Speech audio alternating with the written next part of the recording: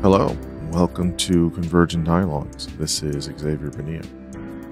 On this episode, I'm very excited and happy to bring the conversation I had with Walter Veit. Walter is a lecturer, assistant professor in philosophy at the University of Reading. He's also director of the PPE Program as well as the Philosophy MA Program. He is an external member of the Munich Center for Mathematical Philosophy and the Ludwig Maximilian University of Munich. His main interest areas are in the philosophy of cognitive and biological sciences, philosophy of mind, and applied ethics. And he is the author of the latest book, Philosophy for the Science of Animal Consciousness, which is the book that we talk about in this conversation.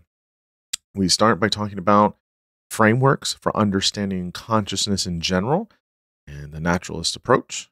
We talk about the cognitive ethology of Donald Griffith. We talk about pathological complexity thesis. We talk about where and when in evolution did consciousness arise. I believe that he places it in the Cambrian period. We define consciousness, talk about subjective experiences and the phenomenology of consciousness, consciousness and free will. We talk about how consciousness could be present in other animals, the consciousness profile, other thinkers that have written about this, integrated information theory, how we can interact with animals more respectfully. Obviously, folks will know that I love all things animals. I talk about them on many episodes here, and I've talked about this very topic of consciousness in animals, what we know, what we could know, what needs to be researched. And Walter was just great. His book is fantastic. And I really appreciated how we were able to kind of get in the details and get in the weeds. He's you can tell he's a teacher. He's so great at explaining things. And so I'm glad that we got to get into many of the details and really understanding consciousness with rooted in a evolutionary perspective, I think is very necessary and important. He's an absolute delight. I really, really enjoyed this conversation, and I'm very thrilled for everyone to hear it. As always, you can get this episode and all other episodes at convergentdialogues.substack.com. Feel free to subscribe. You can also contribute if you'd like. You can also find me on YouTube, and please share and tell all your friends and folks that you might think would enjoy the podcast. And now I bring you Walter Veit. I am here with Walter Veit. Walter, thanks so much for coming on the podcast. I'm greatly looking forward to speaking to you. Yeah, thanks so much for having me. I'm very excited to talk about animal consciousness today. Yeah, me as well. So you have written a wonderful book, a philosophy for the science of animal consciousness. This is through Routledge. This came out just this year, correct? Yeah, I believe it was August this year, or July. It's been a while. So a couple months ago. So why don't we, before we get into all of the wonderful content and all of the things that you discuss in the book, just tell listeners who you are, both professionally, academically, and what you're currently researching and what you're currently doing. Sure. So I actually recently gained my PhD from the University of Sydney, also awarded at the end of January this year. I've started a postdoc already last year where I've worked more generally on evolution, how evolution is understood among scientists and the lay public. But the goal in my dissertation was very much to understand how consciousness arises as this complex phenomenon in nature that at some point evolved, which I believed was an important perspective that was neglected in consciousness science at large. And in this dissertation, I had a large synthetic project going on, drawing on a lot of different disciplines to make project on how we could derive a science of animal consciousness. And now, tomorrow, I'll start as a lecturer in philosophy at the University of Reading. I'm very excited for that. Yeah, it's very nice. My partner is also a philosopher. She works at the University of Southampton. So now we've solved the so-known two-body problem in academia, where academics have difficulty getting jobs in the same region. But yeah, it's very close to each other, so I'm very happy. Yeah, that's fantastic. Congratulations to both of you. Thanks so much. Okay, so let's start with, I guess, some of the ideas of consciousness. Consciousness is still something that people are investigating. This is something that people are very interested in and they're curious on. And you talk about in the beginning of the book many framings of understanding consciousness. So you have biopsychism, panpsychism, which is becoming a little bit more popular. It used to be kind of shunned as kind of fringe, but it's taking a little bit more of a new turn of sorts. Idealism, etc. So kind of just lay out for us the general kinds of headings or buckets of how people group different ideas for consciousness, and then you can kind of talk about why there hasn't been so much of a space for the naturalist approach, which is the one that you kind of march us through in the book. Yeah, I'm sure. Happy to do so. So for a long time in philosophy, the kind of dualist view of matter and mind was the most popular perspective, where you thought of, well, matter can exist, but minds are really something so distinct, almost of an entirely different substance. We need to have an entirely different view of what minds consist in. And this dualistic tradition has, of course, been very strongly associated with religions, although it's not necessarily an ingredient of religions. Have been clergy, Buddhists, so forth. No, the mind can be considered part of this material world, perhaps. And when we think of naturalists, then naturalism can sort of be understood, at least is it often, as science being able to give us an account of what minds are, what consciousness is, this capacity to feel, have qualitative experiences, right? Whereas for some people, naturalism isn't the answer. They think consciousness cannot be ever perhaps explained by scientific means. Just doing more neuroscience, psychology, biology, physics, and so forth, they think won't help us to understand consciousness.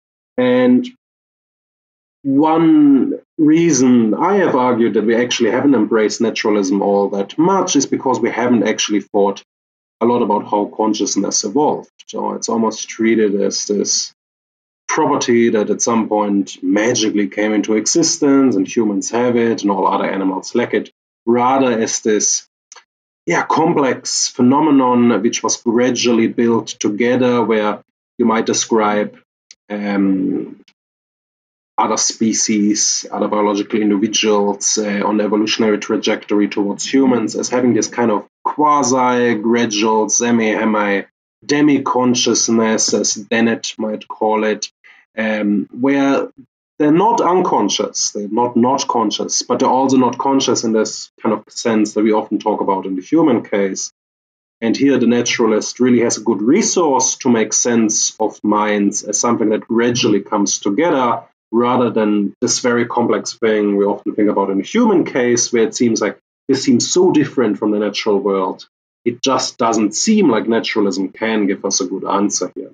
And my hope really was to make use of evolution to think better about these issues. Now, you said panpsychism is becoming more popular. Perhaps to explain that briefly, panpsychism sometimes is described as a kind of dualist view, but you could also think of it as a more monist view, where we think rather than eventually us having a science of the mind that sort of adds to matter, we rather understand reality as existing as sort of these properties that both have mental and physical aspects to them, and then in any atoms you might find this aspect of mentality, and as they come together, consciousness becomes more complex, but it is perhaps found even in the most rudimentary systems.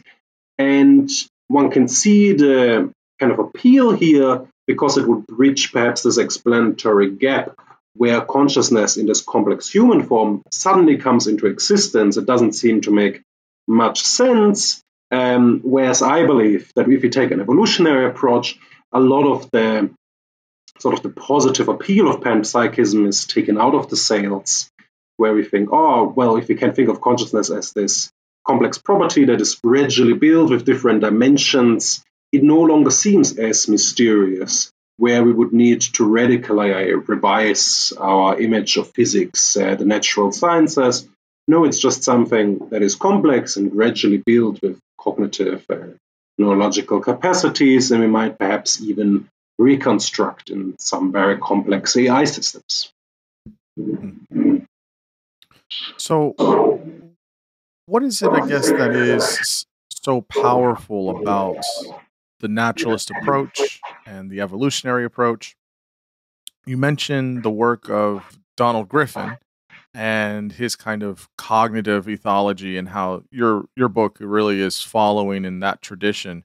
So, kind of push out even more of what what other kind of systems are missing with an evolutionary naturalist approach, and maybe describe his work with cognitive ethology and how you continue to take that even further.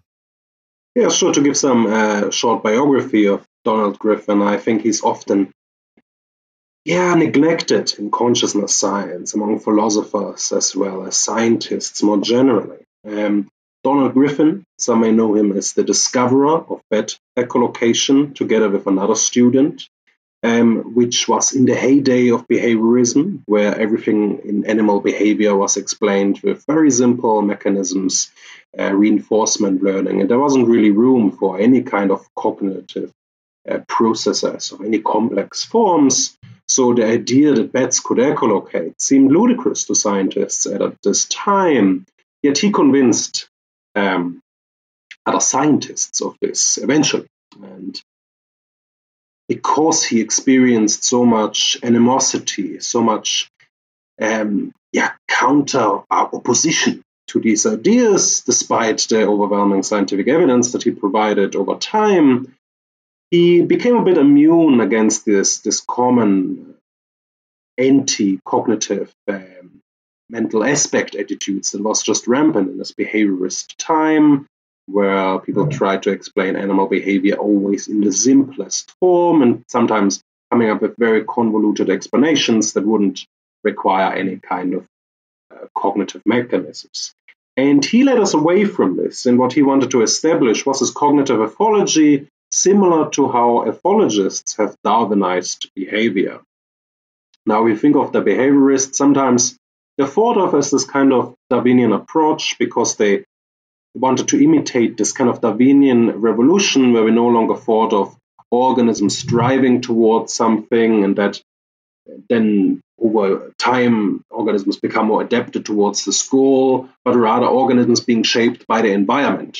A kind of external process, an externalist point of view that was then applied by the behaviorists to these mental and behavioral aspects, where we just explain behavior in terms of what kind of environmental changes happened, where we change environments for pigeons, we can condition them to engage in different behaviors, and some behaviorists thought, depending on we change the environment, we can make humans do anything, right? But the ethologists thought differently about behavior. It wasn't so much about this externalist idea, but rather to think about the evolution of traits. What are the adaptive benefits different behaviors confer for different animals? So the idea of cognitive ethology wasn't to do this externalist kind of approach, but rather think about what different cognitive and mental abilities would confer some evolutionary benefit to different animals. Right, to really think about this from an evolutionary perspective. And he kind of got the ball rolling there, where animal cognition became a bigger field. And in the very first issue of the journal Animal Cognition, he even published an article saying, this is great, but when I founded or tried to found this new discipline I called cognitive ethology, I really wanted people also to investigate animal consciousness. And whereas in the past, when people thought about the mind and cognition, consciousness was sort of seen as, part of this, And over the last decades, we've seen a bit of a separation where a lot of people argue they study cognition, cognitive processes, but that doesn't have to involve consciousness at all. And that's often bracketed as this more mysterious phenomenon. But from his naturalist perspective, he really wanted to understand subjective feelings from the Darwinian point of view, and unfortunately not too many followed him in that, and often cognitive ethology was seen as a kind of more speculative enterprise that didn't involve a lot of empirical evidence. But in a way, you might think this is just a necessary step in the origins of any new scientific discipline. In the first steps, this will inherently have to be speculative, and then we'll have to ask for experiments to gather more data and try to develop better accounts. And my book really wanted to take a step in these footsteps that Donald Griffin took and bring us more towards this mountain, perhaps you might describe it as, of our future science of animal consciousness, where we really make use of evolutionary thinking to integrate consciousness into the Darwinian revolution, just like the ethologists have done with behavior into the Darwinian framework, which nowadays isn't really questioned at all. But at their time, thinking in evolutionary terms about behavior was still seen with a skeptical lens. You mentioned this pathological complexity thesis, and you cite the importance of Godfrey Smith's environmental complexity thesis, and how this helps us understand these two things: organisms as active agents and subjects of their subjective experience.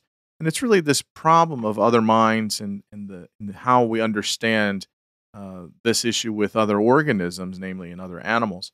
So maybe talk about, you can kind of jump off here with the pathological complexity thesis and link that with Godfrey Smith's environmental complexity thesis, and how there's this kind of active or participatory piece that animals or agents can have with their subjective experience. Sure. Peter Godfrey Smith was one of my thesis advisors, in fact. And he might be familiar to some of your listeners as the guy who wrote the book Other Minds and wrote about octopuses and their possible consciousness experiences. But in his PhD thesis, first book, he wrote about what he called the environmental complexity thesis. And he wanted to understand where the most simple form of cognition come from. He wasn't really concerned with consciousness, but he wanted to explain the origins of simple capacities such as simple memories, simple sensory processing, as a response to more complex environments in organisms. And he drew on a lot of different traditions, tried to make these distinctions between externalists on the one hand that want to explain organismal phenomenon through recourse on the environment, and then internalists who wanted to explain these properties of organisms, complex ones, through recourse on other properties of organisms. Think about their goals, perhaps, internal striving. Now, in a way, you might think why I chose it in a way was because it was a nice framing. So the environmental complexity thesis stated that cognition evolved to enable these agents to deal with environmental complexity. And the thesis I defend in my book and work in the recent years has been that consciousness evolved to enable agents to deal with pathological complexity. But the similarities don't end there. It was, in a way, seen as a kind of advance. There have been a couple of other authors, such as Fred Kaiser, who wanted to propose something of an internal complexity thesis, where they argued that cognition didn't evolve originally to deal with the complexity of an external world, but rather with the complexity of a multicellular organism, that this is really a difficult thing to organize, having this coherent agency, and that here the origins of cognition are rather driven by making these multicellular groups almost, right, where you have these individual cells and there's some signaling going on in between, But that's nothing like a coherent agent that acts where all these cells work together in a richer sense, where you can talk of the whole system having representations working together in this richer sense, where we think of agency as something evolving. And the pathological complexity thesis, in a way, was intended as a hybrid between these views, where we think about agency as a property that isn't either there or not, but rather it's something that can come in degrees, where organisms can become more agent-like. And pathological complexity can be understood in terms of life history complexity. Now, what is life history theory? Life history theory is in principle concerned with different reproductive schedules. It's the trade-off between, do I invest all my energy this year into reproduction and then die, or do I invest into having a longer life and perhaps having more offspring over the years, but if I die very soon, then this would be the worst strategy. So there's this trade-off going on that all living systems have to face, and it's an economic problem.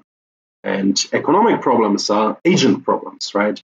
Agents have goals, economic agents have goals, and they have to make trade-offs in terms of where they should make their investments. And life history theory, in a sense, is this economic theory applied to living systems where they have to deal with trade-offs.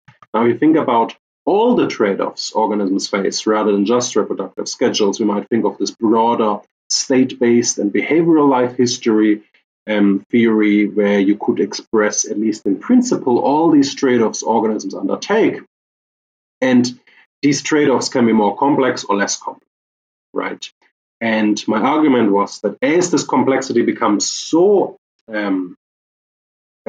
high, that there is this explosion almost in complexity where organisms suddenly would benefit from representing the values of those different states to themselves and make those calculations themselves in their actions, where they have to solve these problems routinely every minute of the day in every decision they make, rather than just across the evolutionary time scale across individuals.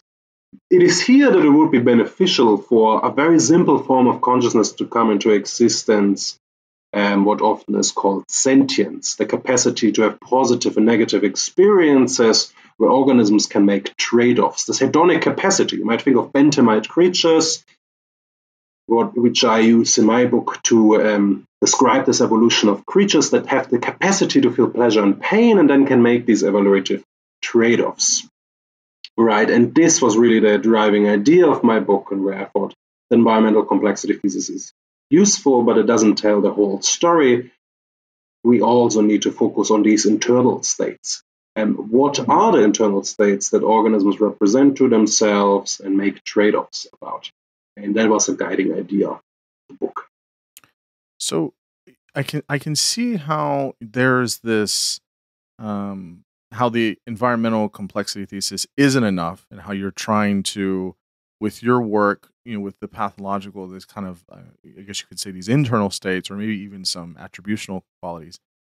And one of the interesting things here is how you talk about. So we haven't defined consciousness yet, so we'll get there. But one of the things I'm interested in is, because I think there's a, we'll talk about Ledoux further in the conversation, but there's this kind of debate about, okay, well, where does consciousness arise? Where do we see that happen? Is it this kind of like, like kind of like for religious people, right?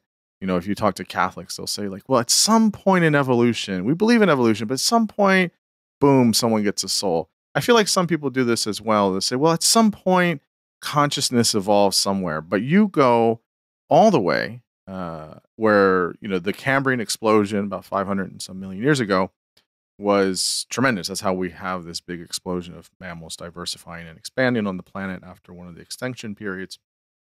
And so your claim is that consciousness arose during this Cambrian explosion.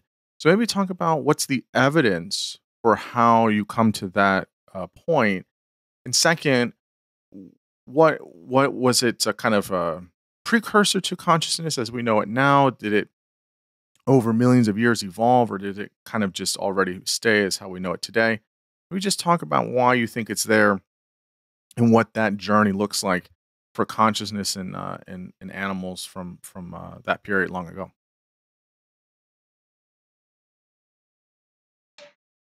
Yeah, sure. It's a lovely question. The idea that consciousness evolved during the Cambrian explosion has become more popular in recent years due to Vito Godfrey Smith, for instance, as well as Simona Ginsberg and Evia Blonka in recent years, who've written on the evolution of consciousness. And one of the driving ideas that made them attracted to this was the fact that what we got around the Cambrian was this recognition of something like an animal lifestyle, right? When people think about animals, if you just ask ordinary people, they often don't think about something like sponges, right? What people think about is this active lifestyle of animals where they have rich sensory motor capacities, they sense the world, they act, they have complex behaviors, they move around, interact with others. And even for Aristotle, this was the way he thought about animals, as a particular kind of animal mode of being. And I agree with these authors. I think there is something very compelling about the idea that consciousness, this kind of feeling soul, arose around that time.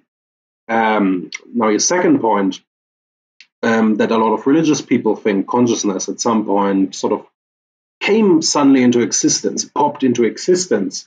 It sounds a bit funny, and clearly that makes no sense. And yet, I suspect the great majority of people actually think of consciousness as this property that is either on or off. It's like a light switch. It's really hard for people to think about consciousness as something that can come in degrees, right? How could a light switch be anything but on or off? Well, we know there's dimmer lights, but perhaps that's just a lower degree of consciousness. There's still an on or offness to it.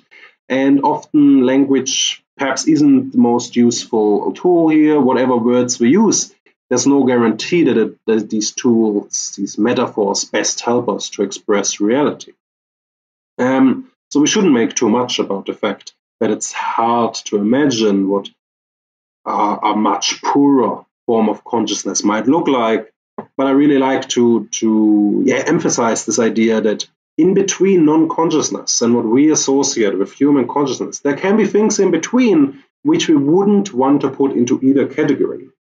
And then perhaps we could draw more categories in between where we wouldn't want to put these subcategories again, right?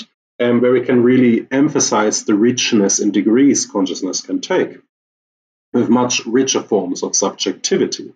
Think of a point of view. Is that a necessary property of any kind of subjective experience? Some have argued that it is.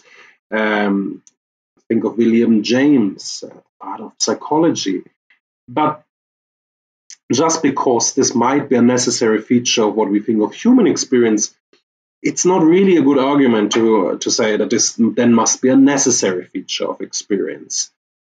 Dennett often criticizes these kind of arguments in philosophers, that we fail to recognize that these features of our own experience, they don't have to be necessary feature of reality, right? So when panpsychists in a way make the same mistake, although you might think they take the right approach. If you think consciousness cannot come in degrees, it's either on or off, then perhaps it makes more sense to think that consciousness has always been there. It's just a different aspect of reality. It seems like then perhaps we don't have to explain this weird point where it suddenly pops into existence, which I admit is a very strange way to think about consciousness. And in a way, I think panpsychists are right here. If you take this very strong view of consciousness as something that can't possibly come in degrees, then panpsychism suddenly makes a lot of sense, because how else would you explain the sudden appearance? But why should we think that consciousness cannot come in these degrees, in these poorer forms, semi-consciousness, as Dennett might call it again? And this is really what I wanted to emphasize with my book on evolution of consciousness. So Godfrey Smith, in his environmental complexity thesis, he wasn't really concerned with any subjective states. And in his more recent work, he also defends a more kind of hybrid view where he takes Fred Kaiser's work more serious, the kind of internal complexity views. And a lot of his recent work was trying to emphasize this more, collaborate with these kind of researchers. A lot of this work, for instance, is going on in Spain. You might have heard of work about enactivism, organizational theories of functions and cognition, the kind of work that emphasizes these agential aspects of biological systems, which for a while at least have been enacted in more traditional Darwinian literature. And you could build bridges here. So I've been very much inspired by Godfrey Smith here to find less radical, more hybrid approaches that try to build bridges between these different theoretical approaches that help us to understand reality rather than to defend very strong theories that are meant to provide this completely different view of reality from older theories. And I admit in the history of philosophy, this is often how traditions go. One major framework is replaced with another. That's the complete opposite in a way. But I'm not sure this is how philosophical progress really can be best undertaken. Try to be more of a moderate here, where I try to find what are the best aspects of different theoretical frameworks. What do externalists get right in the emphasis on environmental feature? As obviously something that is extremely important when we think about evolution of organisms that are malleable, are formed by natural selection. But then also we can't neglect these agential features that are obviously extremely important if you think about consciousness. Agency is something that evolves across evolutionary time. And my emphasis on pathological complexity was really this emphasis on agential complexity. It's really trade-offs that organisms have to make. And as they gain more complex capacities to represent these trade-offs to themselves, they become more agent-like. They develop these kind of proto-desires, proto-wants, and ways of calculating these values, how much they put importance on different things, and then make decisions in their own right. And as we can make sense of agency as something that gradually comes into existence, then subjective experience also becomes this agential feature that becomes richer as agency increases. So I'm curious here. I mean, maybe we can make this let's make this a footnote and we'll come back to it. But I wonder, you've been talking a lot about agents and agency, and I'm thinking of the much discussed and debated concept of free will. Kevin Mitchell has a new book out, called Free Agents, where he basically does this view that many organisms at the neuro level and the biological level have agency in which way that things are going, and that this is a kind of free will. And then others, such as Sapolsky, think otherwise. And then you have Dennett, who does the compatibilist view. So free will starts to come in here when you're talking about agency or as an agent in the world. So I'm curious for your thoughts of where you find that too. Of course, we could spend 6 hours talking about the debates on free will and agency and that, but we maybe as a footnote. So before that, though, let's. I know this is kind of hard to do, but I guess we can do our best. There's two parts to this question. So, how do we define consciousness, and why has this been so difficult? You can talk about the hard problem here. David Chalmers has talked about it, and others. And how does Darwin's philosophy of nature help us define that? Second, kind of connected, many times we think of consciousness as somewhat linked with subjective experiences, but I'm curious for within the world of philosophy, how much daylight is between, or is there any? Is there's too much overlap of subjective experiences, right? So someone as a subject and they're having this idea of, this is what's going on for me, and this is how I'm understanding the world, as opposed to, I would say, a more kind of a total gestalt experience of the phenomenology that someone is having. So you have the objective experience, the subjective experience, and then what it's like to be in context and what the total summation of all that is. So how do we define consciousness, and how philosophy of nature helps us define it? And then what's this kind of relationship between subjective experience and phenomenology? Oh, yeah, thanks. Great questions. Let me address the footnote together with the definitional question. Now, if you think about consciousness and free will, obviously we have to answer what do we even mean by these terms? And a lot of disagreement in the field is just due to disagreement about what it means for a creature to have free will, for a creature to be conscious, right? For a lot of scientists, they really hate talking about the term consciousness because they think it's just used in so many different ways, hundreds of different ways. So using it is just not scientific because what do we even mean here? We can just use a placeholder term for it, give it a precise meaning that would be more scientific. And in a way, I think they're right. Consciousness has been used in so many different ways. It leads often to confusion. Similar with free will. My own intellectual trajectory, I used to be an incompatibilist. I thought, well, really, it would violate the laws of physics if there could be this free will that is immune from the laws of physics.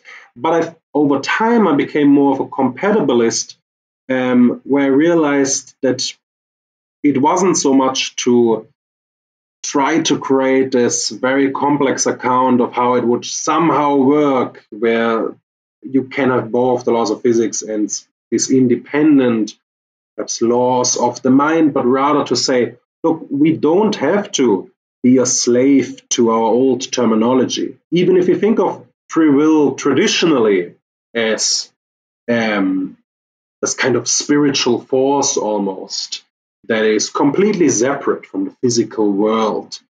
That is not how we have to define free will. That might not be a useful way to think about free will. Similarly with consciousness, the way we often use this term, perhaps as a kind of soul, that's not a very useful way of talking about this. Perhaps sometimes we can change the meaning of terms to be more useful, to be more in line with science.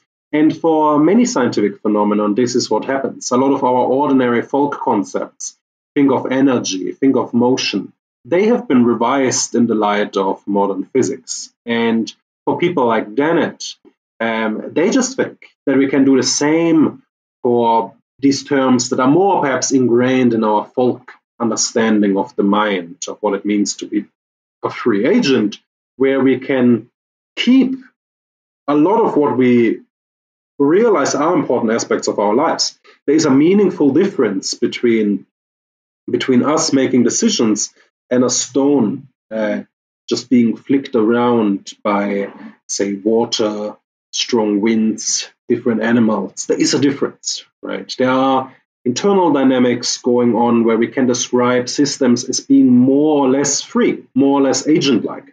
And you're completely right. When I talk about consciousness, I really emphasize agency and action, which really brings the problem of free will and consciousness very closely together, where we say, well, if this organism is more agent-like, it's also, we can say, more free. They have control over their degrees of freedom, which is a very Dennettian view that I also defend. So I'm very close to him here. Now, to define consciousness and free will, I think a useful way of defining these terms. I'm not saying it's the one and only, there's this one truth. No, these are just linguistic terms. It's up to us to decide what are the best ways of defining these, right? And if there's disagreement about definition, then we should just bracket that away and talk more about the substantive disagreements. So I think a useful way of thinking about free will is to say, look, there is not an absolute sense of freedom. That just doesn't make a lot of sense, especially from an evolutionary perspective, right? We can recognize how children, for instance, have less freedom in their decision-making capacities than adults. If you're intoxicated, right? I am not sure any opponent of free will would want to say, oh, there's no difference between someone who's really drunk on a steering wheel from someone who hasn't drunk anything, right? So there is a difference with intoxication. You can develop, perhaps through meditation, through, I don't know, guidebooks, perhaps more greater senses of self-control, where you can push your momentary desires more into the background. You can take more agency across yourself, across time, and perhaps that makes you freer in a sense, right? And I think these are important senses of freedom that get neglected if we just talk about a sort of immuneness from the laws of physics. And now, similar for consciousness, I think the term is typically used in two senses. You might have heard about the heart problem. You mentioned it, obviously. For our viewers, perhaps we can easily explain it as this idea that even if we can explain all these complex cognitive processes, the functional aspects, the mechanistic aspects of experience in humans, of complex experiences, whatever form they might take, this doesn't explain why there's any experiences at all in the sense of why there's a feeling associated with it. Couldn't this be all done unconsciously? Complex cognitive processing, just like in computers, AIs, very complex AIs perhaps. Why don't we have that? And the idea is that even if we explain all these mechanistic, functional, neuroscientific aspects of consciousness, we haven't explained the qualitative aspects at all. That is what Chalmers believes, or Thomas Nagel, for instance. Now, like Dennett, I don't think that's true. As we explain these other aspects, I think we actually do make a lot of progress on these qualitative questions.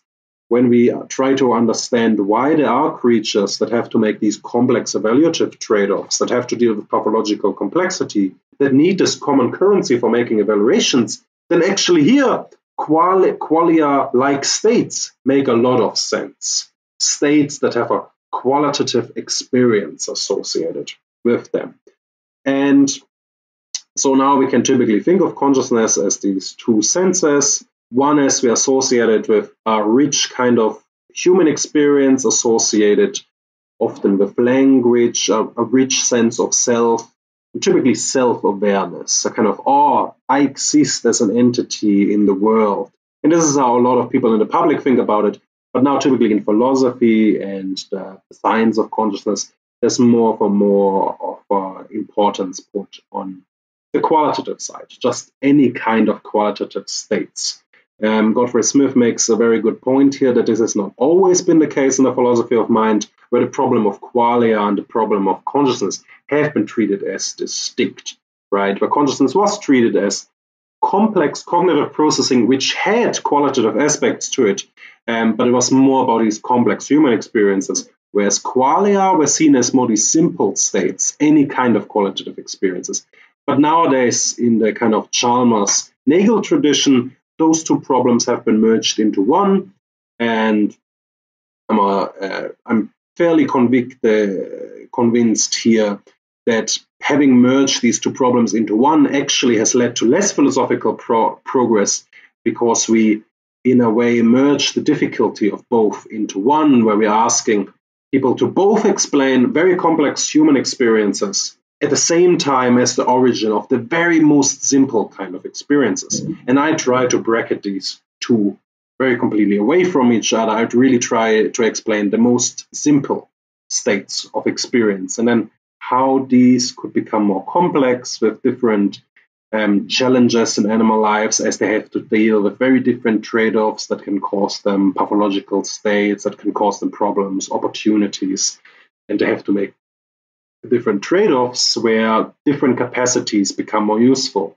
Think of small monkeys, perhaps. Kim Storelny once made this argument that animals, very small monkeys, wouldn't need a rich self-concept because their own body isn't as much of an obstacle in trees, whereas for larger monkeys swinging around in trees, their own weight might cause them to fall, branches might break, and they need a more rich concept of their own body within the space, where there can be obstacles, where they need to balance their weight more. And as we think about these very different ecological strategies animals play, these distinct life history strategies, we can make better sense of what kind of subjective experiences it would be useful to have for different animals in different ecological situations. And that is a very different naturalist approach that is very much indebted to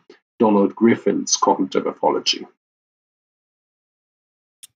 So where here that was it was very, very helpful. I actually really liked the bit there about what you said about the terms. I agree with you. We need to. I really despise arguments about definitions. It feels such like a waste of time. I think it's more of uh, how are we talking about the concepts we're meaning with those? So you might call it something different, but we're talking about it at bottom underneath, the same concept, which I think is right. We should talk about those more than just what we call or what we define it by. But so I thought that was very, very helpful. So to tell us, you were kind of hinting at some of it there. What are these Darwinian concepts of the mind or organism? So this is in your wheelhouse, if you will. He has this telenomic theory of evolution by natural selection that later ethologists do have for understanding animal minds and consciousness. So where do we see this rise of behavioral ethology for understanding behavior? Kind of really, if you have this engine of sorts of natural selection, how does that help us understand the conscious mind or consciousness in organisms? So kind of expand a bit on that, understanding this kind of philosophy of nature and how we're trying to understand consciousness. Sure. So when I talk about teleonomic, now for many this term might not mean anything. It's a kind of intended term as a replacement for an older Aristotelian tradition where we thought of teleological systems, goal-directed systems, where we explain biological phenomena through recourse on the goal they are directed towards. And for a lot of scientists, this seemed very unscientific because it would mean that we explain biological traits in the here and now through recourse on the future. But that's not the way scientific explanations work.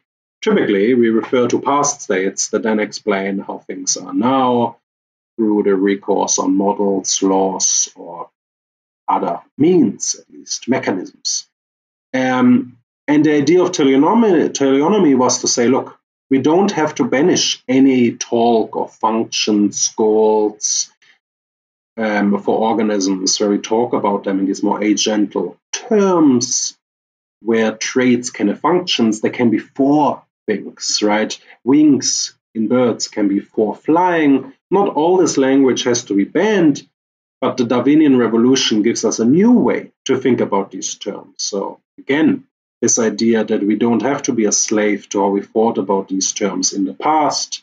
Think of this idea of design without a designer, right? Natural selection provides us a new way of thinking about design in a way that doesn't require intentional designers anymore.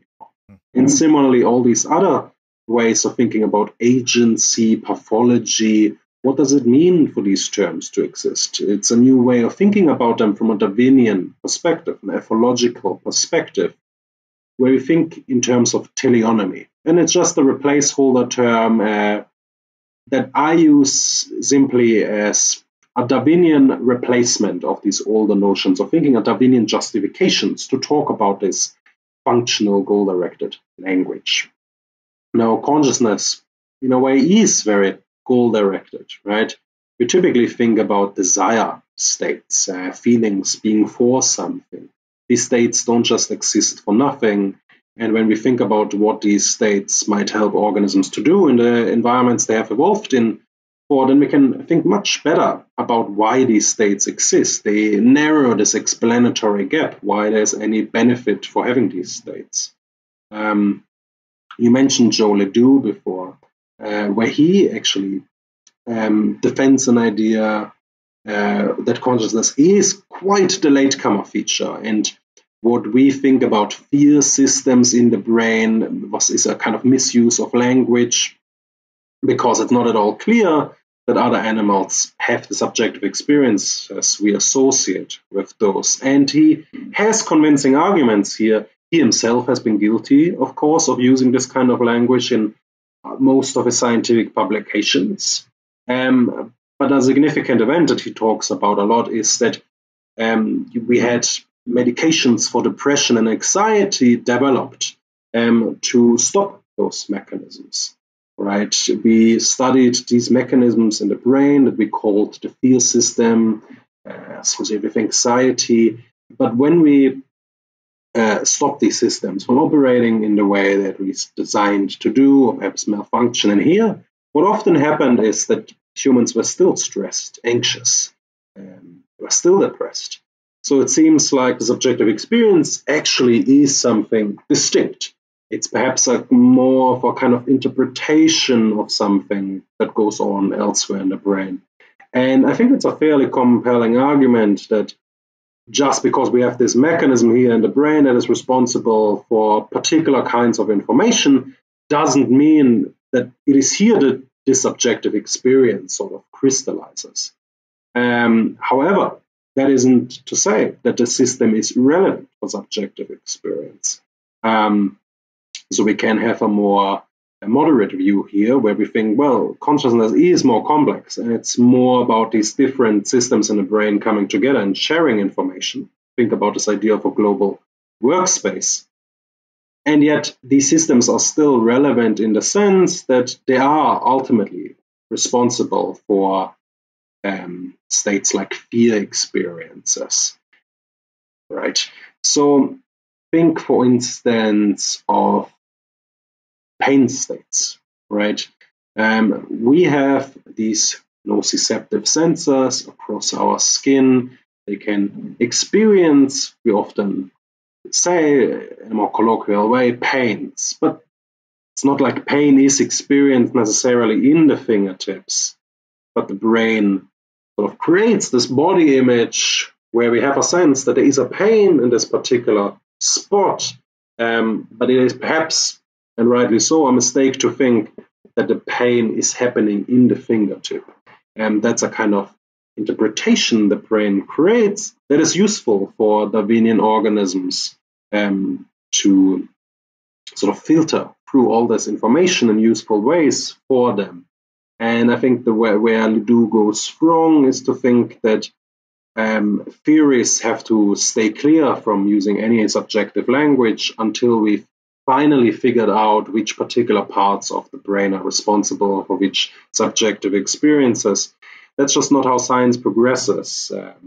And we've made a lot of progress in fine-tuning our understanding here. If you think about neuroscience in the past, they had very rough maps of very broad areas of the brain being responsible for different things. And now we have a much more fine-grained understanding of the brain as being much more flexible.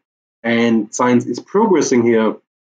It doesn't mean that all these scientists are completely mistaken in how they talk about states like fear. And I think when we think, for instance, about animal welfare researchers that are interested in really digging into which kind of positive experiences and negative experiences different animals are experiencing, they're actually making a lot of progress here that isn't often recognized, right? Consciousness researchers, in a way, are often biased towards just answering the question which systems are conscious and which aren't.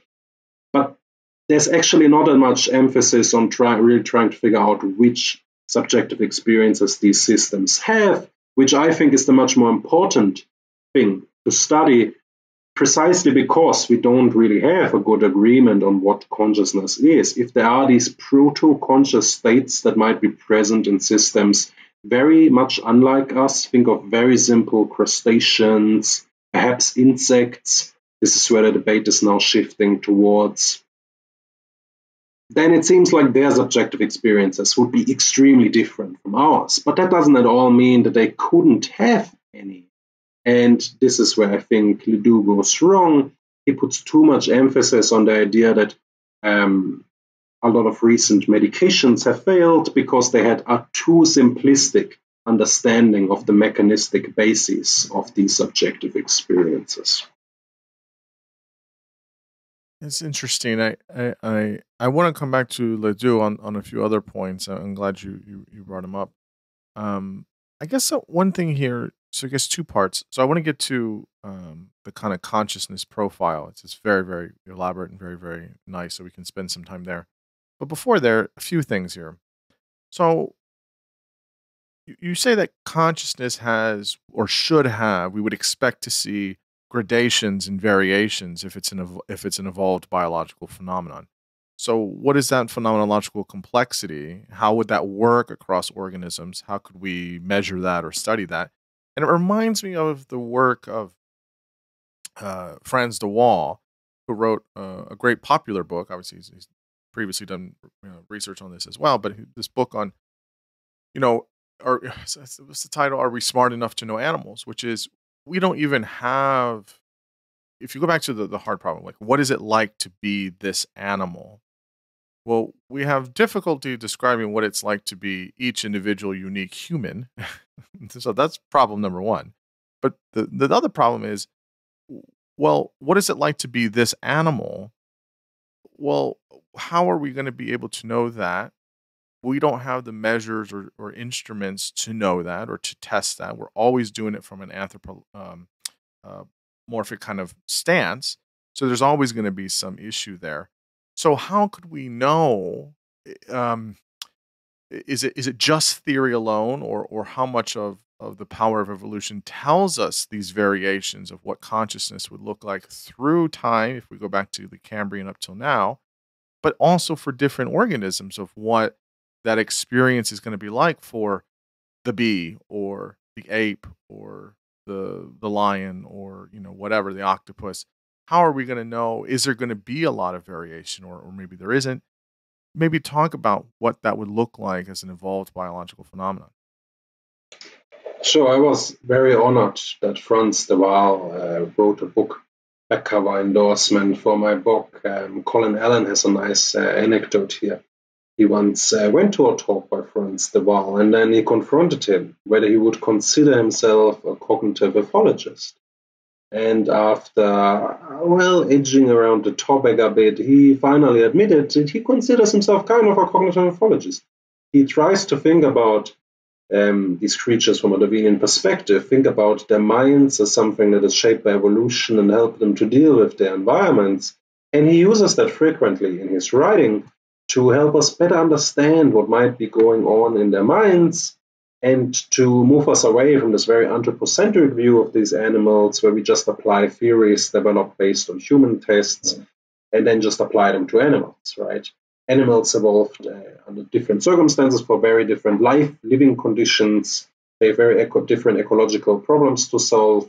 They have different pathological complexity challenges, right? So that doesn't mean they just have poorer forms of our kinds of minds. No, they have different minds. Mm-hmm. And this idea of phenomenological complexity is very important because it leads us away from thinking of consciousness as something that is either on or off, and towards thinking of consciousness as this multidimensional complex phenomenon which can be spread out across these different dimensions, and animals, others than humans, think of dogs, can have much richer senses of smell.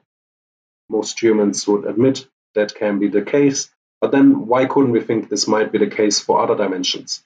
Could an octopus have a richer bodily sense of self, perhaps, because they can mold themselves in all these different ways? Or is that an argument to think, no, that actually gives them a poorer sense of bodily self, because there isn't something like a fixed body. The bodies can contort in all these different ways, where I think, plausibly, they have a poorer sense of this bodily self.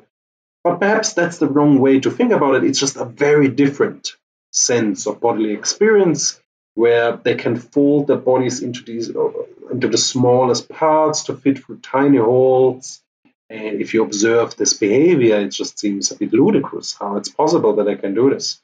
But it's very important to think about it from this perspective. And I repeatedly in my book refer to this very nice opinion piece Jonathan Birch, a philosopher at LSE, wrote together with Nikki Clayton and Alex Schnell at Cambridge, who are comparative psychologists interested in animal cognition. They've done a lot of research on especially animal bird cognition in corvids and also cephalopods, octopuses.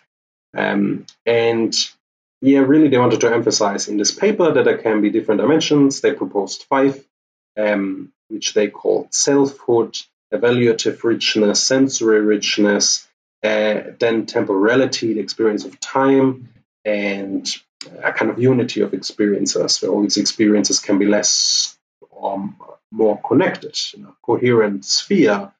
And I think that was a very important idea. In my book, I didn't try to propose new dimensions because I think that would lead to needless conflicts where really we want to move the field away from this idea that consciousness is a single thing on one dimension, perhaps. But it is something that can come along these different dimensions. And then some species might be richer in one dimension, whereas others are richer in one dimension, and making it hard to say one is more conscious than another, precisely because there are these different dimensions, right? And I think that would lead to a lot of progress in how we understand animal minds here. And this is where the slogan by Frans de Waal, I think, is very important. It's very hard for us to even conceive of for other animals to be smart in their own ways, for their distinct problems they have to solve, right? And perhaps the kind of problems humans face aren't the ultimate standard for what we should think intelligence is. There's a lot of anthropocentric bias here, of course, where for a long time we thought about human uniqueness as being uniquely perfect, uniquely the best kind of intelligence. And the field is moving away from that slowly, admittedly, but we are moving away from it. And this idea that there could be these different dimensions is really helping us to flip this picture on its head, where we have a non-anthropocentric point of view, a Darwinian point of view, a bottom-up approach rather than top-down approach, where we think about the ecological challenges first and what kind of minds are best equipped to deal with them. So humans have a very distinct and unique kind of environment that they have to deal with, and very different minds will be best for that than for a cephalopod roaming the oceans, or a bird flying around and having to deal with also this complex three-dimensional space, right? Whereas we are much more confined to to our feet, at least, unless we use other kinds of machinery. But I think this is really the crux, in a way, of a Darwinian approach, that we try to move away from the idea that we need to have a final theory of human consciousness, and then we just use it off the shelf and apply it to other animals. That won't work.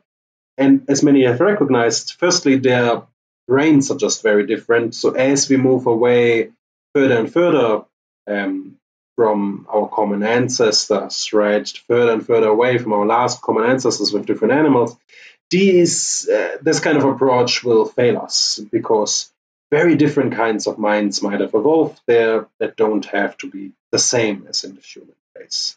So really my approach tries to think about these evolutionary pressures.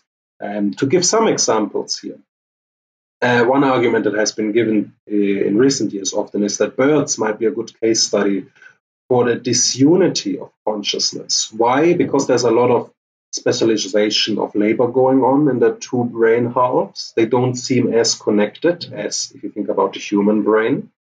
And yet that seems to be a bit of a mistake, because there's a lot of information exchange nonetheless going on. And yet, if you think about their ancestors of birds, more reptile-like creatures, of course, birds are also reptiles, then here we find the brain halves being far less connected. Similarly, in fishes, fishes seem to have these two brain halves that are far less connected than their ancestors would have been. And both the evolution of mammals and humans on the one side and birds on the other is the evolution of the brain halves then becoming, again, more connected. So we have to make space in our evolutionary accounts for the fact that in some time in evolutionary history, brains became more disunified. And then it makes a lot of sense to think, well, if these creatures had any kind of consciousness, even if it was more simplistic, then it would seem that their conscious experiences might have more disunified, perhaps developing into two distinct streams of experiences. And there are a lot of birds that can fly, for instance, while one of the brain halves is engaging in sleep, sometimes called unihemispheric sleep. Similarly, dolphins are capable of this. And it isn't at all implausible that you might have even dream-like states in one of those brains while the other brain is operating. engaging with the environment, processing sensory data. And it's just that the way humans engage with the natural world, having unihemispheric sleep isn't just very useful here. But for different animals, we might think, well, it's not at all clear that conscious experience must come in a single stream. Why must we think that this is a necessary property of experience? And so in this book, I often try to challenge ideas about what some philosophers or scientists have argued must be a necessary property of consciousness. For instance, think about integrated information theory of consciousness as this idea that the unity of consciousness is the fundamental property of experience. If we can explain how this unity comes along, then this is where we see consciousness coming into existence. But this picture I've given you here with the evolution of brains becoming less unified gives us a good counter-argument to think that that is perhaps not necessarily how consciousness must exist, right? Why must we think consciousness must be organized in this way? Perhaps this is one way of organizing experiences into a very beneficial way. After all, if all these experiences would just be flickers of lights, different colors, different streams, different senses, and there's no way of bringing them together, yes, perhaps that seems less useful. But why do we need all experiences blending in together? You might have heard about this condition, synesthesia, where some humans, when they see colors, they smell them, or they have a particular taste and they have a color experience. They think of particular events and they have associated color streams coming into their senses. And for them, it's often described as a kind of chaos. They have a hard time dealing with the sensory overload. So if you think unity of consciousness is this great thing that is a fundamental property of consciousness, why don't all these experiences merge more together as in synesthetic individuals? No, it's just there's neurodiversity and we have these different degrees of unity even in different humans. We just have to listen to different humans and their own experiences. They can be very different. For a long time in philosophy, there was this assumption, no, all humans experience the world the same way. And we're moving away from this idea. That was a big mistake. And once we've overcome this, we can clearly recognize that this will be the same for animals. Animals also experience the world in very different ways. Yeah, and I think that's a great explanation, especially towards the end there of all the, even within humans, but why wouldn't it be the same for other organisms that they're going to be able to experience the world in different ways, which is super fascinating to think about. I actually, long time ago when I was first starting the podcast, I think one of the first couple episodes, I did have Alex Schnell on the podcast, and we talked about cephalopods. And if memory serves, this has been a while. It's probably been about 2.5 years now. But if memory serves, we had a really nice conversation about the distinction. So we talked mostly about octopus, but this distinction between different types of learning as opposed to intelligence, and then as further opposed for consciousness. And I can really respect a lot of her preciseness of trying to say, well, it's just, they're intelligent. And it's like, well, these distinctions are important because you can do associative learning or because you have some memory. That doesn't exactly equate intelligence. It's probably, I think, I don't want to misquote her, but I think she's likely that there is definitely some intelligence for octopuses and maybe other cephalopods. But, in this way where they're these super intelligent creatures or something is maybe too far. And I think she kind of punts on the consciousness bit of, well, we can't know it, or, maybe, or, we'll see, or, things like that. But she's not, I don't think she's very definitive on it, but I think doing more research on it is good. So that conversation's been a while, so I may have forgotten some of it, but listeners can check out that conversation I had with her. So yeah. So let's get into it a little bit more specifically. I'll just I'll set you up here with a bunch of different things, and you can just lay it out. But in the book, you talk about these consciousness profiles that were kind of done by the work with Birch and Clayton. Again, you mentioned selfhood. So under there, you have theory of mind, self-awareness. I think in there, that part you mentioned DeWall, who looks at multiple sensory modalities as being involved with the same idea of kind of this mirror self-recognition. I know that there's been some questions or skepticism about how the mirror recognition task, what it really is measuring. Some people are saying, well, that doesn't necessarily equate to theory of mind, but maybe. You also about university experience, so synchronistic and others. You talk about sensory experience and then the evaluative experience, which we were talking about earlier with some of the work with Ledoux.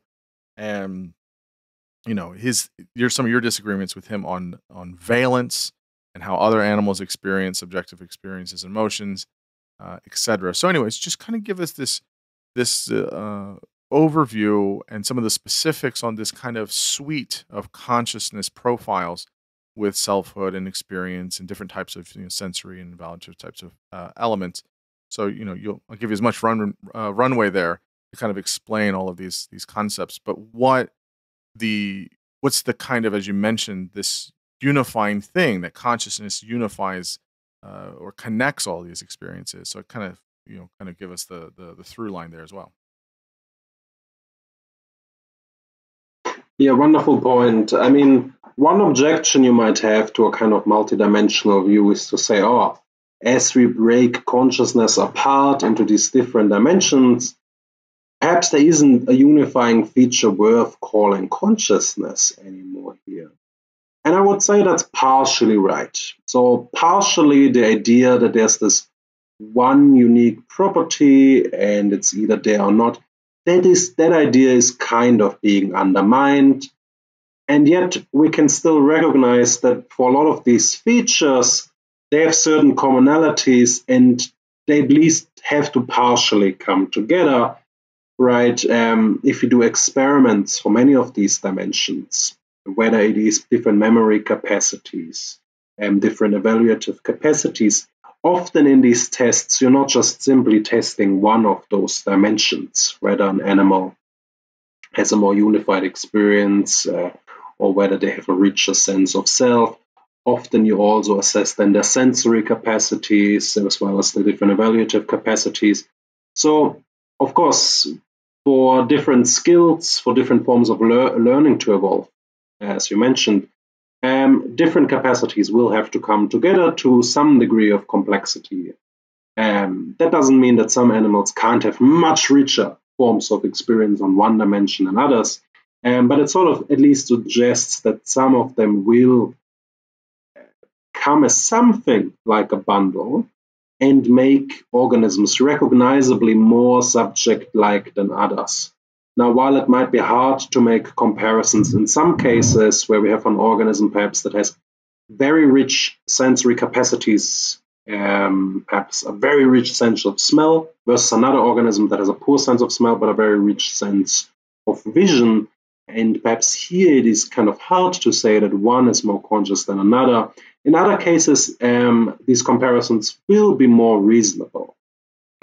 So the answer is kind of both a yes and no, right? In some cases, it won't make sense to say, this organism is clearly more conscious than another. But then in other cases, it's just obvious from the different dimensions that some species do have richer capacities in all these dimensions, perhaps, where it's just obvious that they are more subject-like, where they have a richer sense of agency. And it just makes sense to call them more conscious. Perhaps conscious then is more of a short-term term here. You mentioned Alex Schnell and how she talks about intelligence. I think it's common in comparative psychologists to say, how do we define intelligence? It seems ill-defined. Let's be precise, talk about these different forms of learning, and they can be very complex and surprising. And then, look, perhaps we didn't believe that this very simple creature, a simple cuttlefish, would have been able to engage in this complex behavior. You recently had this outcome from her work, I believe, that showed that cuttlefish can delay their gratification, similar to the marshmallow test in children that some human children fail, of course, where that suggests, maybe they're just like us in that sense at least. And it often then leads to perhaps a bit outlandish news articles that overemphasize how intelligent they are, make them seem more intelligent almost than all mammals and birds, where octopuses are sometimes depicted as these alien-like creatures, the only animals that have human-like intelligent experience. And that's completely overblown, of course, but perhaps there's some attraction to this idea in the general public. But yet to recognize that there can be these very complex behaviors that require forms of intelligence that we didn't believe would be there are, I think, very important. And this is why a lot of this precise work on identifying these different forms of learning that different animals are capable of is very important to make progress, especially as we make more progress on identifying which forms of learning seem to involve conscious experience. Now, I argued in my book that sentience, the capacity of positive and negative experience, is the most rudimentary form of experience, just the kind of common currency of pleasure and pain. And this is then much more evolutionarily widespread than perhaps more rich capacities. I argue that sensory richness, perhaps what often is associated as the most fundamental property of consciousness, whether we see something as red or blue. I think this is something that comes later, that sort of helps to make this capacity that associates in different states, being plus or minuses, can have richer representational capacities where we can make more discriminations, we can distinguish different states, assign different values to them in a better way, from a more agent-like perspective, where there's not just a lot of parallel processing going on, but there's some filtration, where there's something like a single agent looking at this information and then making the ultimate decision.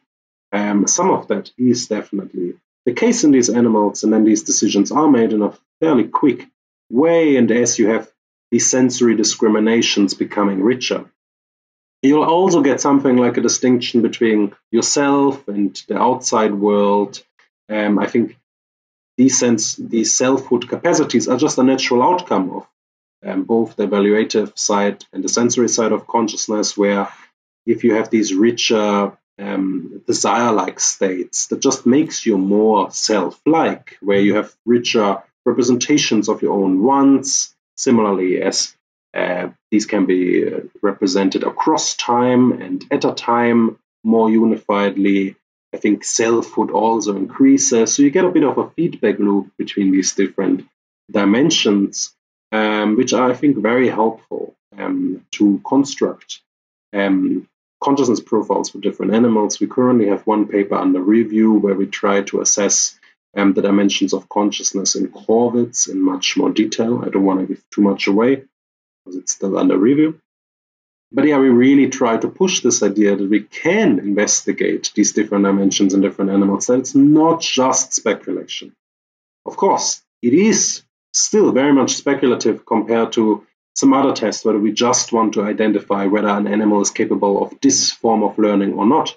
It is more like fitting a puzzle together, where we draw on a lot of different experiments to make the best sense of what these animals are likely experiencing or not.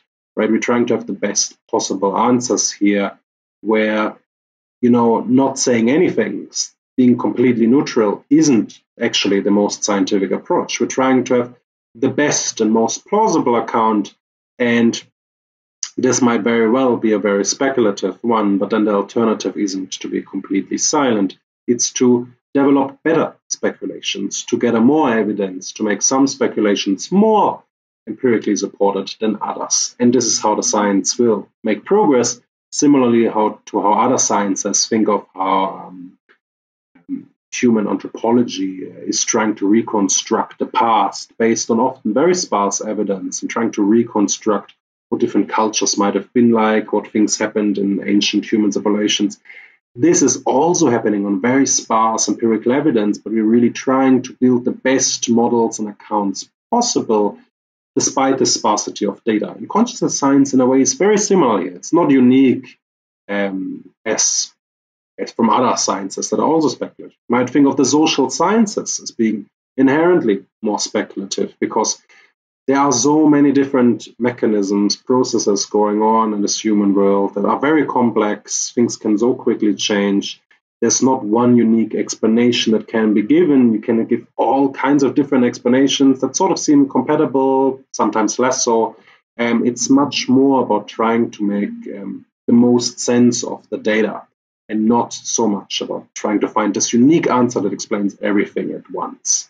And we would learn here more from looking at perhaps biology in general, where we often try to just use an adaptationist perspective on these different aspects of, say, animal behavior, animal cognition, and then similarly think about animal consciousness in this sense as well. And I admit in a moment it is very speculative, but it is far less speculative than it has been, say, 40 years ago, 100 years, 200 years ago.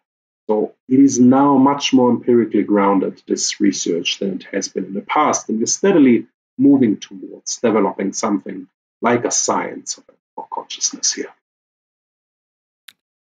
Yeah, I agree. I mean, I think that there is consciousness studies aren't the only thing that are, you know, in early beginnings of sorts and working with sparse data. I agree with you, and especially in the social sciences as well. It's more of my world, and yikes, there's a lot of problems with social science research. So yeah, just close the loop there. I'm curious on what is your opinion on, maybe you can state Ledoux's perspective and then what your disagreement is, particularly on this, you talked about it earlier, but particularly on this issue of valence and how other animals subjectively experience emotions. What's his position? What's your disagreement? And then tell us about the integrated information theory of consciousness and how that places intuitions is very important. Sure. A lot of my opposition to Joe Ledoux is actually from how I think he misrepresents his opposition, depicts them as being more simplistically minded, having very naive views about how consciousness is connected to the brain, where he sort of loosely quotes people as saying, we have gathered more evidence about how this part of the brain is associated, or we found out which functions it has. And then people say, given that this part of the brain is perhaps responsible for stress, more stress signaling, and then we say, this part of the brain is responsible for anxiety. And of course, this move is often made too quickly, especially when we think about how science is depicted to the popular audiences. These conclusions are often overstated. But if you look at the actual scientific research, it's much more like, given what we've learned about the functions, the mechanisms of these parts of the brain, it is not implausible to think that these might also be related to some parts of the subjective experience that we typically associate with these processes. Where it seems Ledoux wants to say, that's completely naive, you can't say anything like that, consciousness is something else entirely. And he wants at the same time to say that all this is all speculation, not very scientific, but at the same time he's pushing his own view very strongly that consciousness is much more of an interpretation that has something to do with language, a more old school kind of view, but certainly has support in the sense that how we experience emotions is strongly connected with our social upbringing, language, culture. So there seems to be the strong interpretationist aspect of consciousness. But that's not at all incompatible with a view of more simple states of consciousness as having a much more ancient evolutionary foundation.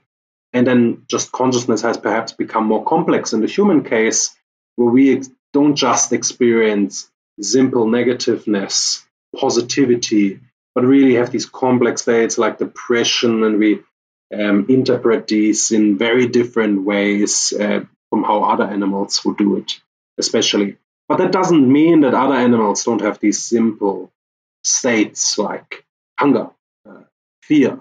So I'm much more in line there with researchers like Kabanek, for instance, that have argued that no, when we think about these simple emotion-like states, they're probably very much evolutionary, ancient, and there's not really a successful argument that has been made that just because when we think about complex human emotions involving this interpretation as aspect, as this then being necessary for all kinds of emotional experiences. So where I think he's right, that interpretation, this constructive aspect of emotions, is very important in the human case. I don't think that establishes that that must be a necessary feature of all conscious experiences. And we can see that even in the human case. As much as we can say that the construction of emotion is important, we still all have these very fundamental conscious experiences, like hunger, a kind of thirst for air when we are underwater, right? Similarly, pains. Construction doesn't play that much of a role here. Now, we can control our emotions better than other animals can. And I think that's even more of an argument to think that, look, in other animals, this aspect of emotions doesn't play as much of a role, and we shouldn't give this too much credit. Humans are unique here. In fact, have evolved to be less conscious, you might think. In my book, I only sketched this speculatively at the end. But if you think about the pathological complexity that animals had to face during the Cambrian as they evolved richer behavioral capacities, richer sensory capacities, where they suddenly had to deal with these very complex worlds, had to make choices all the time, that led to an explosion in pathological complexity.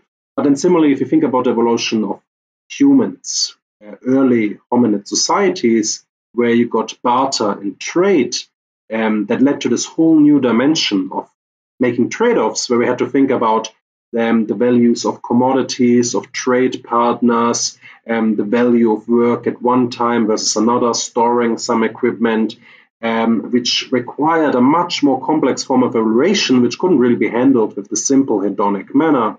And we evolved this kind of separate form of evaluation on top. You surely heard of thinking fast and slow, type 1 and type 2 ways of thinking. Right, where these basic conscious experiences somewhat seem to have more of a background role in our minds. They still exist, of course, but they're not as important anymore, where these different areas of the brain sometimes can have more control, have control even about how we experience these more fundamental states. And this is why I think we don't have to say, look, just because it is true that interpretation goes on in the human mind, that doesn't mean that this is true for any and all subjective experiences. So even for what Ledoux wants to call danger circuits, I think that's not a really good term. What are the danger circuits of the brain? You might think, well, danger can be just defined as anything that reduces fitness. In which case, well, yes, the brain trivially is made out of fear circuits, danger circuits, as he wants to reframe it. But I don't think that's very helpful. Of course, the brain evolved in a manner to evaluate states that have derived Darwinian fitness or could be detrimental to it. That is trivial. The question really is why some brains evolved the capacity to represent some of these values in a hedonic manner, in a positive and negative experience. And then the idea isn't that there's some part of the brain that creates fear and another that creates hunger, but the emphasis is really on the central experience where everything comes together at a final common behavioral common path, where trade-off decisions have to be made, where these things conflict with each other and trade-off decisions have to be made. And that fits a lot of the data Ledoux provides, just like a lot of the data fits with the more simple aspects of experience, such as hunger, fear, and the like, right? It's still compatible, and the mistake is to think that we need to have a single account of emotions that applies to all of them, right? Some emotions can just be very different from others. And this is why some people talk about mood-like states as being very different from emotion-like states. But so he's right about a lot of things. He says that people jump far too quickly from the particular mechanisms of the brain to, well, now we figured out how subjective experience works. Yes, that is often overblown, but it's not like we're not making any progress. We're certainly narrowing down our understanding. We're certainly getting closer to understanding how these particular parts of the brain are just the subjective experience of the world. So I think we can have a much more optimistic outlook here, especially if we look at how neuroscience has advanced over the last decades. Yeah, I like how you laid that out. I mean, I certainly, you mentioned some of the, or touched on a little bit of the evolutionary ideas there about certain conditions such as maybe depression or anxiety, and there's a few folks for listeners if they're interested in this I've talked to. So Randy Nesse obviously is someone that's been doing the evolutionary psychiatry program, and he's written a lot of great papers and still does actually, and he's written a great book. Ed Hagen he's a trained anthropologist. I could be wrong on that, but he's written a bunch of papers on evolutionary framework for depression, which is superb. And my buddy Laith Al-Shawaf, who's written a bunch of great stuff as well on evolutionary capacity, especially for he's been doing some work on hunger, which is interesting as an emotional system. Very fascinating stuff. So, kind of an evolutionary lens on many things: depression, anxiety, hunger, fear, etc. So that can be helpful for some folks. So real quick, tell us about this integrated information theory and the importance of intuition, and then where do we see this kind of convergence and divergence of consciousness in other animals compared to or juxtaposed with humans? Sure. So for integrated information theory, which is becoming perhaps ever more popular, especially with the rise of AIs in recent years, IT was very explicitly designed to be a theory that doesn't say much about the biological specifics of consciousness and is very much applicable to AI systems or any machine, right? Because, at least from a lot of pop culture, it has always been a popular idea to think that we might at some point create machines that have these subjective experiences, that have human-like cognition, intelligence, and as AI increases in its cognitive capacities, we are ever closer to thinking, well, maybe this might be real. Another problem for me was that IT wants to say, look, once you have a certain degree of information integration complexity, system just is conscious. But it doesn't really answer what this information is for, what the system does with it, why it would be good to have that. What's the adaptive benefit here? And sometimes there's a little bit of speculative talk that, oh yeah, well, as information is unified, that just is better for the system to have. But this is why I talk about in my book about how in the evolution of fishes, in the evolution of reptiles, actually evolution saw a benefit in these creatures developing these highly disunified brains, and despite developing greater cognitive skills and abilities, right? And that was one of the main arguments against it. And while IT is very popular among lay people, perhaps the general public, it's just a very public theory. It offers especially a simple, at least proposed way of measuring it. Scientists, especially neuroscientists, are very skeptical because really it tries to stay fairly clear of the mechanistic side of how the brain is organized to create conscious experiences. We almost treat unity as this fundamental aspect. And there's some, I think, objectionable, at least assumptions where the argument goes, well, we have to make some fundamental assumption about what consciousness is. We just say it's unity, and then this theory follows from that. It's the best account of what consciousness is.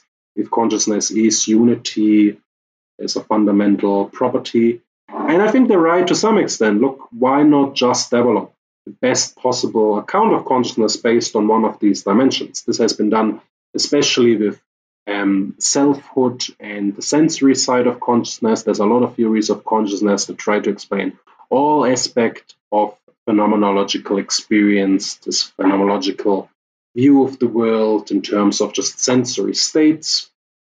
Pains are just seen then as just another kind of sensory state, just inside the body rather than outside of it. Whereas you might think, oh, well, then for evaluative states, perhaps sensory states are just another kind of evaluation that we then have to perhaps filter out in terms of which states are important.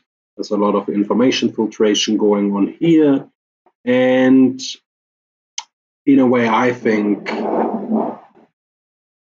well, I do defend the idea that sentience, the capacity to feel pleasure and pain, is the fundament, but I don't really argue that all the other dimensions can be explained in terms of evaluation. It's more like evaluation gives us a plausible answer for why these other dimensions of subjective experience would have an adaptive benefit within this capacity. Whereas for a lot of other theories, it seems like suddenly you are left with this explanatory leftover of why do we get a rich kind of selfhood, even if we explain the existence of sensory conscious experiences, or even if we explain the unity of experience. Why does consciousness then have these particular forms of evaluation or sensory processing? It seems like with a lot of these accounts, while they might explain one of the dimensions well, they then fare fairly poorly when it comes to explaining the other dimensions. And my answer was here that if we really drive home this fundamental Darwinian message, as is also defended by Randolph Nesse in his evolutionary medicine view of psychiatry, that we really have to emphasize the fundamental reason for having mentality at all, which is to improve fitness, then here evaluation makes very much sense as this fundamental aspect, because there must be some way in which any of this mental processing bears out in terms of fitness enhancing or decreasing behavior. And then evaluation seems to always have to be present, which is why I think it is very important as the central feature. Now, there's other problems of integrated information theory. There's no way of testing it because it's just asserting fundamentally that unity is this fundamental aspect. And then it's more about putting to contrast different theories of consciousness based on different dimensions and how well they fit the data that we have. And that's one way of comparing theories.